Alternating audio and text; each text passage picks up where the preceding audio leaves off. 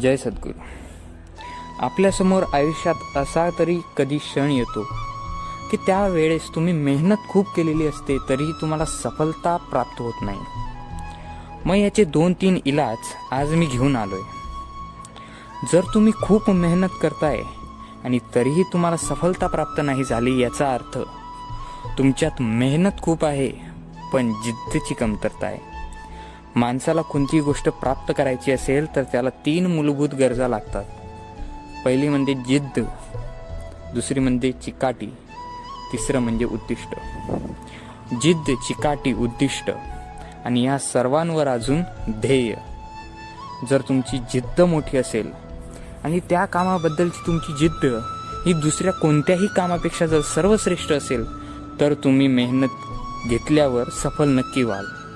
पण तुम्ही फक्त मेहनत घेत जाताय आणि त्या कामाबद्दल जर तुमची जिद्दच नाही तर ती होणारच नाही. जसं एखाद्या माणसाला जर कोणत्या गोष्टीत रस असेल, म्हणजे एखाद्या माणसाला जर सुतार कामात रस असेल व त्याला ती गोष्ट आवडते तर तो त्या कामात कमी मेहनतीतही सफल होऊ शकतो.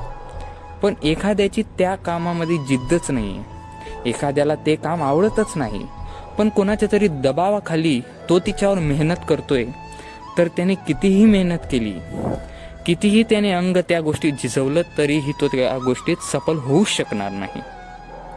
आता ही झाली पहिली बाजू. आता दुसरी बाजू कोणती? दुसरी गोष्ट जी माणसाला सफलताकडून दूर घेऊन जाते ती म्हणजे संयम. तुम्ही जर मेहनत करत असाल आणि तुमच्यात त्या गोष्टीचं ध्येय, चिकाटी, उद्दिष्ट सर्व आहे आणि तरी तुम्ही सफलतेपासून थोडं दूर असाल तर संयम ठेवा.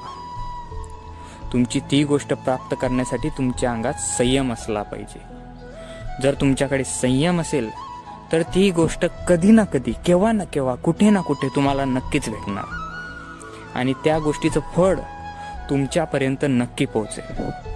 म्हणून ह्या गोष्टी नेहमी लक्षात ठेवा की आपल्याला जर कोणती गोष्ट प्राप्त करायची असेल तर तिच्यात आपल्याला जिद्द, चिकाटी, ध्येय, उद्दिष्ट आणि संयम असायला हवं. मित्रहो, भेटूयात पुढच्या व्हिडिओमध्ये अशाच एका नवीन आशय व आक्षेपासोबत. तोपर्यंत जय जय रघुवीर समर्थ.